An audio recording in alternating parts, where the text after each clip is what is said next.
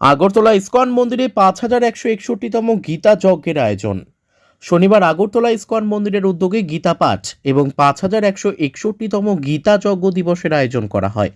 আজকের দিনে কুরুক্ষেত্রের যুদ্ধে ভগবান শ্রীকৃষ্ণ অর্জুনকে গীতার জ্ঞান দান করেছিলেন।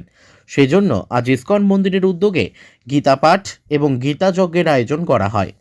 গীতার মাহাত্ম্য জনগণের মধ্যে ছড়িয়ে দেওয়ার জন্যই আজকেই এই গীতা যজ্ঞের মূল উদ্দেশ্য বলে জানিয়েছেন ইসকন মন্দিরের মহারাজ। এদিন এই গীতা পাঠ এবং গীতা যজ্ঞের আয়োজনকে ঘিরে আগরতলা ইসকন মন্দিরে ভক্তবৃন্দের ভিড় ছিল উপচে পড়া। ত্রিপুরা থেকে বিক্রম কর্মকারের রিপোর্ট, আমাদের টিভি।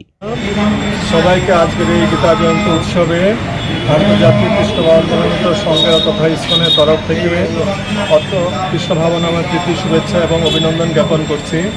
তো আজকে ৫,১৬১তম গীতা জয়ন্তী দিবস। আজকের দিনে ভগবান শ্রীকৃষ্ণ কুরুক্ষেত্রের যুদ্ধে অর্জুনকে গীতার জ্ঞান দান করেছিলেন।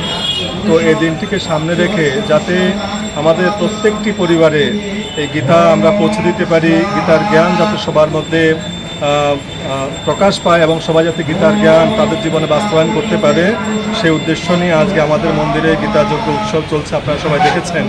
এবং আজকে সারা ত্রিপুরা ব্যাপী আমাদের ইসকনের ভক্তরা সেই গীতা প্রচার করবে এবং সবাইকে আমরা আবেদন রাখবো যাতে সবাই আজকে গীতার বাণী নিজেরা অধ্যয়ন করে এবং গীতার যে নির্দেশ, ভগবান যে নির্দেশ দিয়েছেন, এটা সবার জীবনে বাস্তবে সেটাকে রূপায়িত করতে পারে। আমার নাম অজিত শ্রী চৈতন্য দাস।